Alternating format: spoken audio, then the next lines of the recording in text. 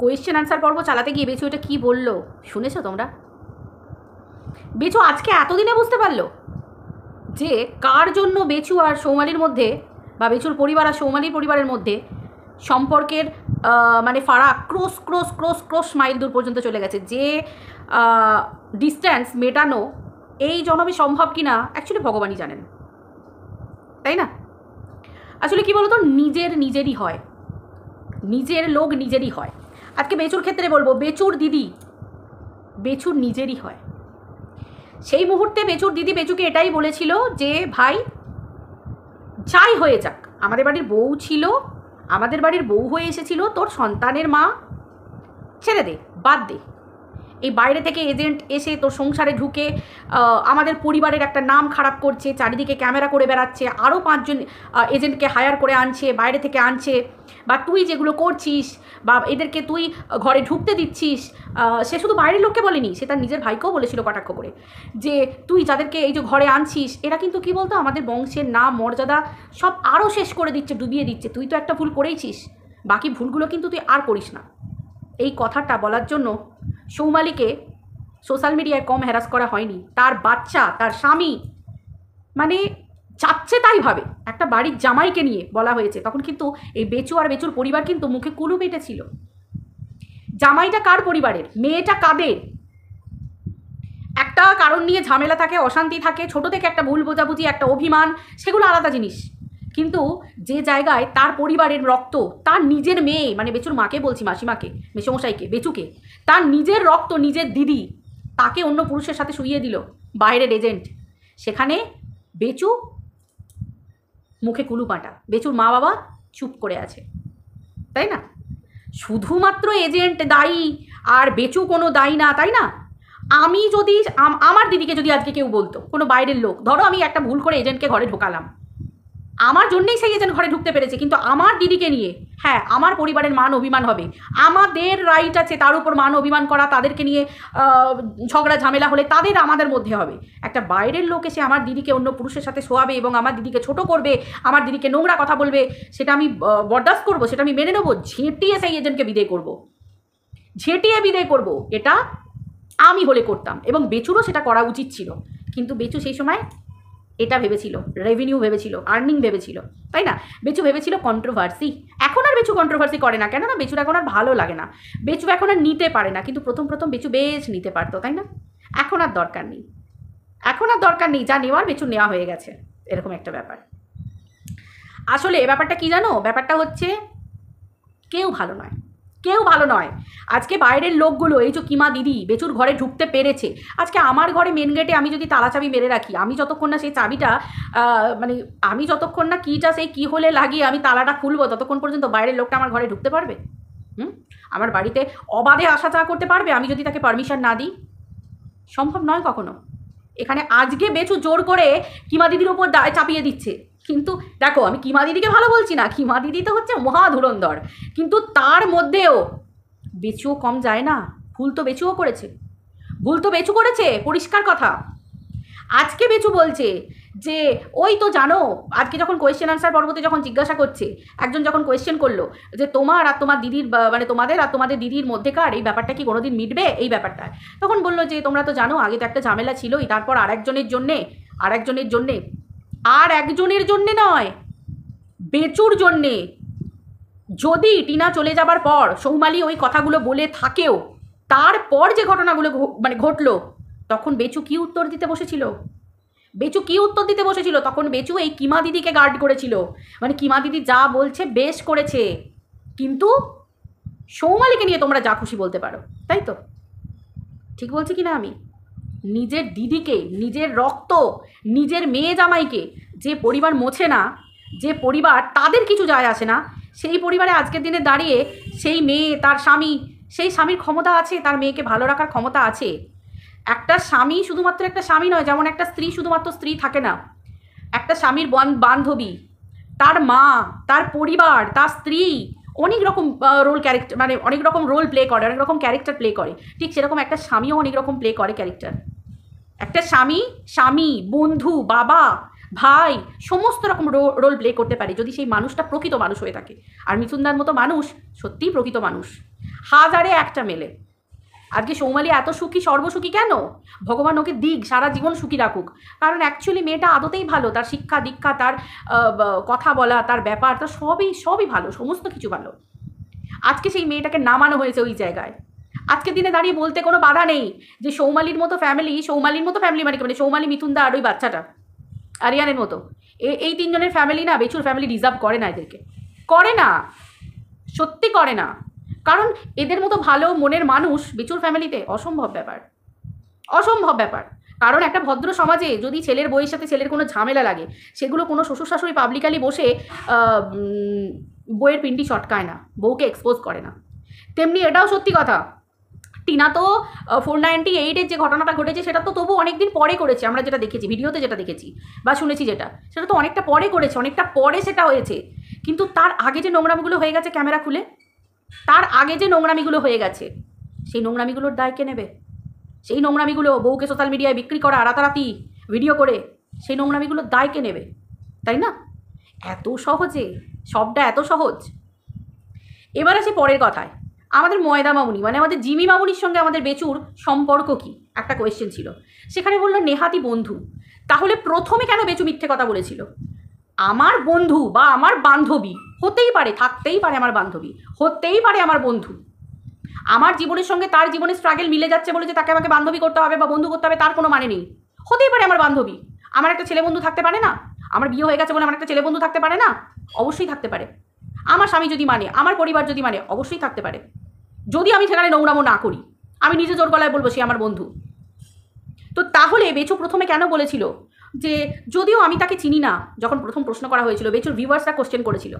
এই যে ভিউয়ার্সরা আজকে কোয়েশ্চেন করেছে, তার আগে প্রথম কোয়েশ্চেন করেছিল যে আমরা তোমার মুখ থেকে শুনতে পাচ্ছি, বেচুর ভিউয়ার্সরা তো অনেক ভালো বলতে হবে, যে বেচুকে তখনও সেই মুহূর্তেও বেচুকে বলেছিল যে তোমার মুখের কথা শুনলেই আমরা বিশ্বাস করবো, আমাদের কিচ্ছু জানার দরকার নেই, তুমি শুধু বলো যে মেয়েটাকে কি তুমি চেনো, জানো? তখন বেচু বলেছিল না আমি জানি না, চিনি না, আমি জানি না সে কে, তোমরা তাকে নিয়ে বলছো, সে যে কেমন আছে, তার যে কী অবস্থা, সে কি শুনছে, অনেক নাটক বেচু করেছিল। তখনই বলে দিলে হতো যে এটা আমার বন্ধু বা বান্ধবী। তারপর হলো কি, তারপর হলো বেচুর উদারতা, যে উদারতা আমরা বেচুর বউয়ের প্রতি দেখিনি, মানে 5 বছরের বিবাহিত জীবনের বিয়ে করা বউ, এক সন্তানের মা, তার প্রতি যে উদারতা দেখিনি, সেটা আমরা এই বাইরের বান্ধবীর প্রতি সেই উদারতা আমরা দেখতে পেয়েছি। বেচু নিজে ভিডিওতে বলেছে, এগুলো আমাদের মন করা কথা না। বেচু নিজে ভিডিওতে বলেছে যে আজকের দিনে দাঁড়িয়ে একটা মেয়েকে তোমরা এরকম করছো, এই করছো, ওই করছো। তাহলে নিজের বউকে যখন যে স্বামী সোশ্যাল মিডিয়ায় অন্য পুরুষের সাথে বিক্রি করে দিতে পারে, শুইয়ে দিতে পারে এবং অন্য এজেন্টদের হাতে তুলে দিতে পারে যে তোমরা একে ভার্চুয়ালি, একে তোমরা ভার্বালি তোমরা একে উলঙ্গ করে দাও, নাঙ্গা করে সোশ্যাল মিডিয়ায় বিক্রি করো, আমি তোমাদের পারমিশন দিলাম, আর যত ভালোভাবে বিক্রি করতে পারবে আমি তত ভালোভাবে মাটন পার্টি দেবো। আমরা দেখেওছি বেচু দাওয়াত দিয়েছে, তাই না? আজকে বেচু এই আরশকে, বাংলাদেশকে বলছে, বাংলাদেশের কথা বলছে যে ওর ঝাল লেগেছে এবং আরশ পরিচালিত হচ্ছে। হ্যাঁ, আরশ যে পরিচালিত সেটা আমরা দেখে বুঝতে পারি, পরিচালিত, কন্ট্রোভার্সি করতে গেলে একটু আধটু মানুষ পরিচালিত হচ্ছে সেটা দেখে বোঝাই যায়, একটু আধটু কেন, ভালো রকমই পরিচালিত হয়। কিন্তু আজকে যে ঘটনাটা, তারপর বেচুর দলের যেসব লোকেরা তারা তো পরিচালিত, সবাই পরিচালিত একে অপরের হাতে, মানে সেই এর লাটাই তো আমার হাতে, এরকম একটা ব্যাপার, কারোর না কারোর লাটাই কারোর না কারোর হাতে আছে, সেটা নতুন করে কিছু বলার নেই। কিন্তু যখন এই আরশ যখন টিনাকে 108টা পুরুষের সাথে শুইয়ে দিত এবং নোংরা নোংরা ভাষায় কথা বলতো, বাংলাদেশের ছেলে, কিন্তু একটা বাংলাদেশের ছেলে, বাইরের দেশের ছেলে, আমাদের ইন্ডিয়ার মেয়েদেরকে নিয়ে, ভারতবর্ষের মেয়েদেরকে নিয়ে নোংরা নোংরা ভাষায় কথা বলতো, তখন আমাদের ইন্ডিয়ারই অনেক মহিলারা সেখানে তালি দিত।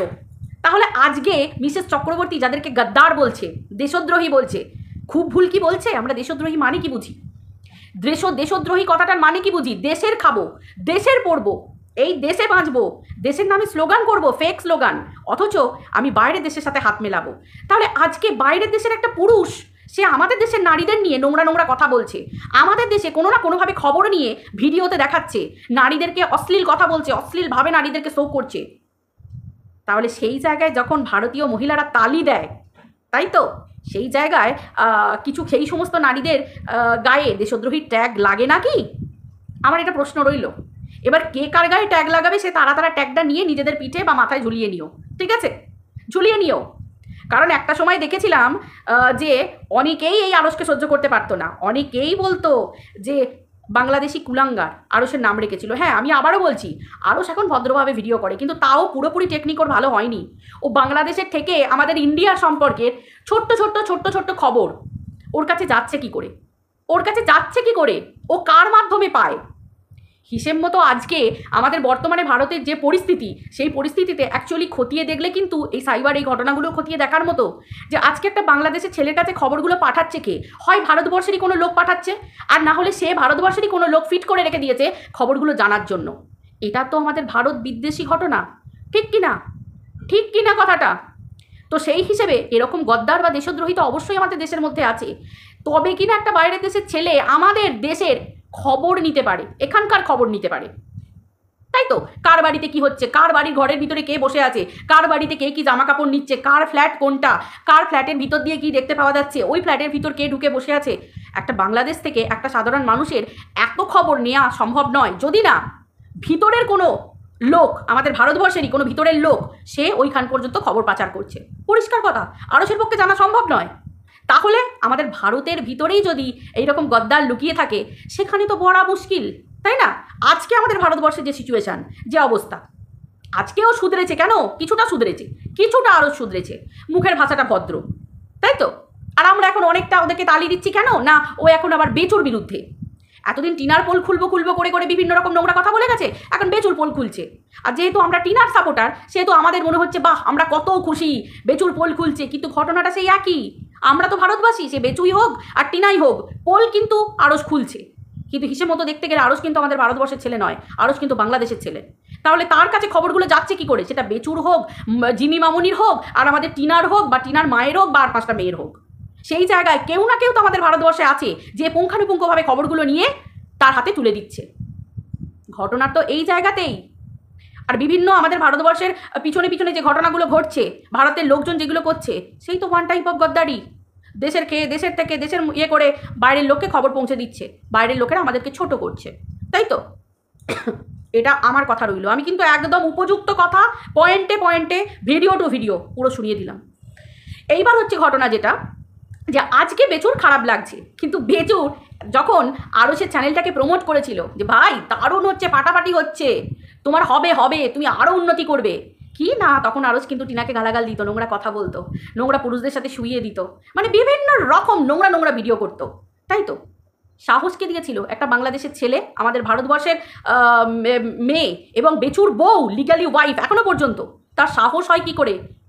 তার স্বামী থাকাকালীন, লিগালি হাজব্যান্ড থাকাকালীন, হ্যাঁ তার ডিভোর্স হয়নি, সেখানে বাইরের বাংলাদেশের একটি ছেলেকে যে নোংরা নোংরা ভাষায় তার স্ত্রীকে গালাগাল দিচ্ছে, সেখানে তালিয়া মারছে, সেই সমস্ত ভিডিওগুলো আমাদের কাছে আছে। আজকে বেচু বলছে যে আরস এখন পরিচালিত হচ্ছে। হ্যাঁ, কন্ট্রোভার্সি সেক্টরে পরিচালিত কম বেশি সবাই হয়, হচ্ছে তো অবশ্যই, কেউ না কাউকে এরকমভাবে ঠিক এইভাবে গ্রিপের মধ্যে রাখার চেষ্টা করে, কেউ থাকে কেউ থাকে না, এটা হচ্ছে ফারাক, বেশিরভাগই থাকে। তো সেই জায়গায় আজকে বেচু সব নিজের গা থেকে ঝেড়ে ফেলে দিচ্ছে। ঝাড়লে তো হবে নিকো, তাই না? নোংরামি তো তুমি একসময় প্রচুর করেছো। এবার রইল বাচ্চার কি তার মাকে মনে পড়ে না? এটা একটা বিরাট বড় কোয়েশ্চেন। বেচু বললো না, পড়ে না। তোমরা বললে তোমরা বিশ্বাস করবে না যে সত্যি পড়ে না, ও জানে না, জিজ্ঞাসা করে না। একটা অপশান হতে পারে, বাচ্চাকে তো শেখানো হয়েছে, শুনেছি নাকি, ভিডিও থ্রুতে শুনেছি যে বাচ্চার মা নাকি মারা গেছে।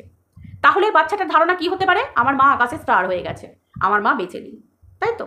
তাহলে একটা বাচ্চা জিজ্ঞাসা করবে না? সে যখনই স্টার দেখবে, হয় সে কিউরিসিটি নিয়ে জিজ্ঞাসা করবে, আচ্ছা বাবা ওটা কি স্টার, ওই স্টারটা কি মাম্মাম, ওই স্টারটা কি মাম্মাম, হয় এটা করতে পারে।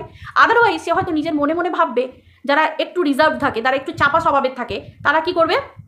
তারা কিন্তু জিজ্ঞাসা করবে না, তারা হয়তো মনে মনে ভাববে যে ওই স্টারটা কি আমার মাম্মাম, ওই স্টারটা কি এটা হবে। আরেকটা কথা, কিছুদিন আগে বাচ্চাকে যখন জিজ্ঞাসা করেছিল তোমাকে সব থেকে বেশি কে ভালোবাসে, নিঃস্বার্থ ভালোবাসা কে বাসে, তখন বাচ্চাটা হঠাৎ করে বলে ফেলেছিল আমার মা। তাহলে বেচু মিথ্যে কথা বললো কেন যে তার মায়ের কথা বলে না, তার মায়ের কথা কিছু বলে না? বাচ্চাটার মনের মধ্যে এখনও তো তার মা কথাটা উঠে এসেছে, থাকে বাবার সাথে, দাদু ঠাকুমা তাকে ভালোবাসে, সব মানছি, ভালোবাসা পিওর, আমি ভালোবাসা নিয়ে কোনো কোটা বা নোংরা কথা বলছি না। বাচ্চার বাবা সে তার বাচ্চাকে ভালোবাসবে, এটা স্বাভাবিক ব্যাপার। বাচ্চা তার বাবাকে ভালোবাসবে, তার ঠাকুমা দাদু তাকে ভালোবাসবে, তার বংশের প্রদীপ, তার নাতনি যেই হোক, নাতনির কথাটা তুলছি না নতুন করে, তো যাই হোক, নাতি দিয়ে এখন চলুক, যে তার নাতি সে তো ভালোবাসবেই।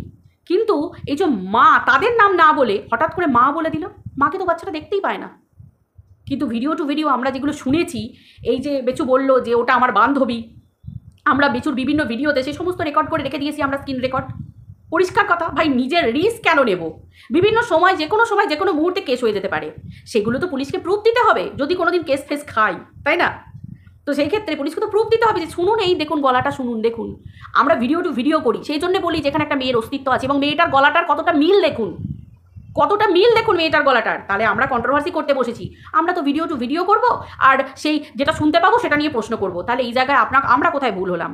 তাহলে অনেকবার আমরা জিমি মামুনির গলা শুনেছি এবং অনেক রকম প্রুফ দেখেছি, সেগুলো তো এড়িয়ে যেতে পারবে না।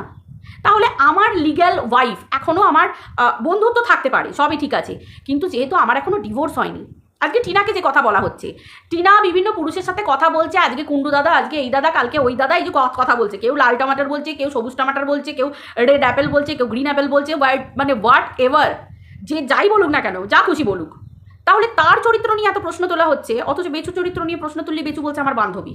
তো টিনারও তো কিছু বন্ধু সন্ধু থাকতে পারে রে বাবা, টিনাও তো বেচুর সাথে ডিভোর্স হয়ে যাবে দুদিন পরে, তাহলে টিনার কি কোনো বন্ধু বান্ধব থাকতে পারে না? যে যার জীবন সে তার মতো করে। আমার কাছে কথা দেখতে গেলে আমি বলবো বেচু কাকে বিয়ে করবে না করবে বেচুর ব্যাপার, তেমনি টিনা কাকে বিয়ে করবে না করবে সেটা টিনার ব্যাপার, তাই না? পরিষ্কার কথা। তো এই হচ্ছে মোদ্দা কথা।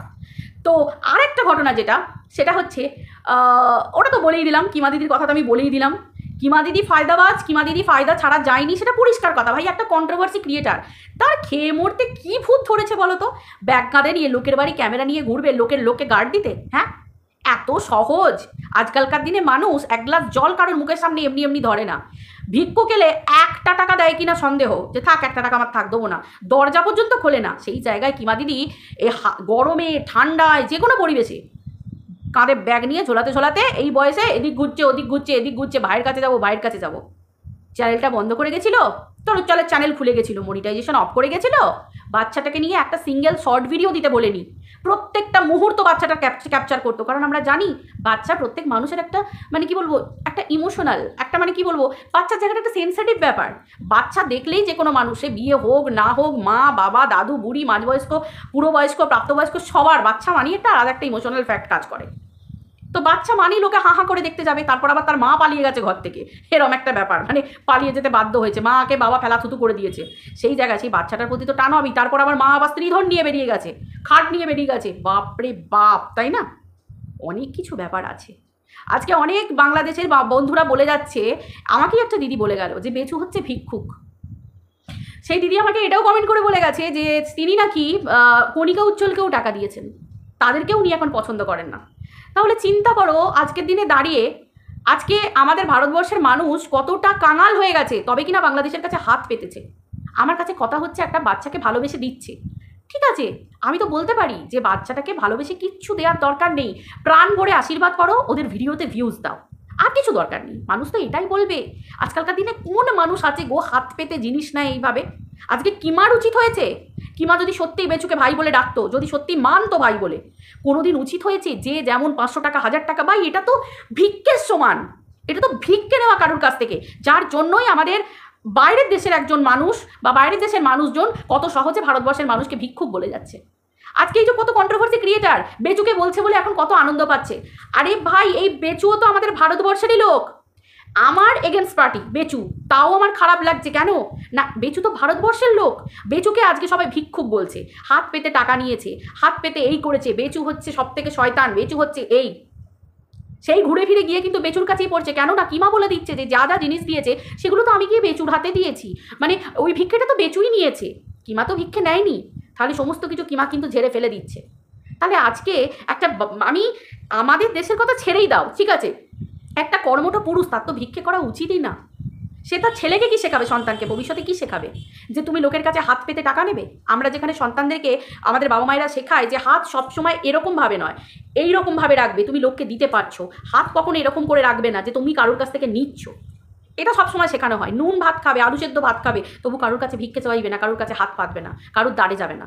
এগুলো হচ্ছে প্রথম বেসিক এডুকেশন, এগুলো শিক্ষা দেওয়া বাচ্চাকে, ছোটো থেকে শিক্ষা দেওয়া। কেউ খেলে তার সামনে গিয়ে দাঁড়িয়ে থাকবে না, তাহলে তারা তোমাকে হ্যাংলা বলবে, খেতে পায় না, তারা তোমাকে তখন হাতে দিতে আসবে, এই জিনিসগুলো খারাপ, তুমি প্রকাশ করবে না, এগুলো শেখানো হয় বাচ্চাদেরকে। তো সেই জায়গায় আজকে এরকম একটা নোংরামি হয়েছে, আজকে বাইরের দেশের লোকেরা আমাদেরকে বলতে সাহস পাচ্ছে যে দেখেছো বেচু এই করে। যতই হোক আমি ভারতবাসী ভাই, আমার তো গায়ে লাগে, আমার খারাপ লাগে যদি সত্যি আমাদের সিদ্ধানা থেকে থাকে।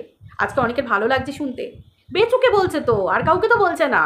কিন্তু কেউ একটাবারও ভাবছে না যে একটা বাইরের দেশের মানুষজন কিন্তু আমাদের দেশের লোককে বলছে।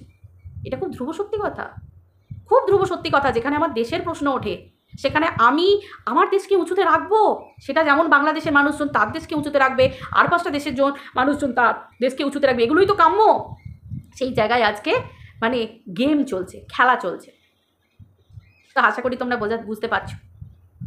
এখনও বেচু বলে যাচ্ছে যে আমাকে দৌড় করিয়েছে, আমি দৌড় করাবো। আচ্ছা, বেচুর কি তাহলে শুধু একটাই কাজ? যে বেচুর রাগ হচ্ছে কি না টিনার তরফ থেকে কেস হয়েছে, বেচু দৌড়াদৌড়ি করেছে, এখান থেকে ওখান, এখান থেকে এই কোর্ট, এখান থেকে বাড়ি, বাড়ি থেকে কোর্ট।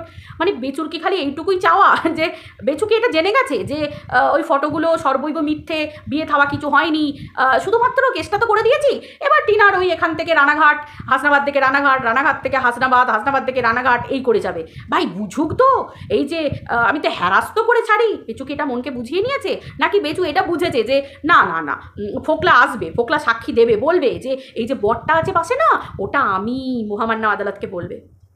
এটা বিরাট বড় প্রশ্ন। বেচু বারবার খালি বলছে, দেখবে তোমরা একটু লক্ষ্য করে, যে কি বলো ওটাকে, আরে বলো না, বেচু কি বলছে আমি ভুলে গেছি।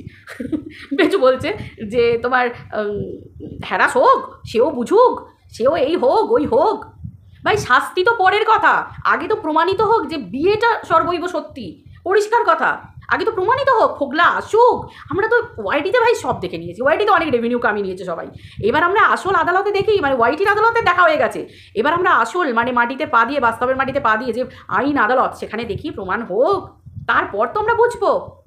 আগে থেকেই এত কিছু ঢাক ঢোল দামামা বাজিয়ে যাচ্ছে। চলো বন্ধুরা, ভিডিওটা অনেক বড় হয়ে যাচ্ছে, আমার এইটুকুই বলার ছিল। ঠিক আছে, সবাই খুব ভালো থেকো, টাটা, বাই বাই।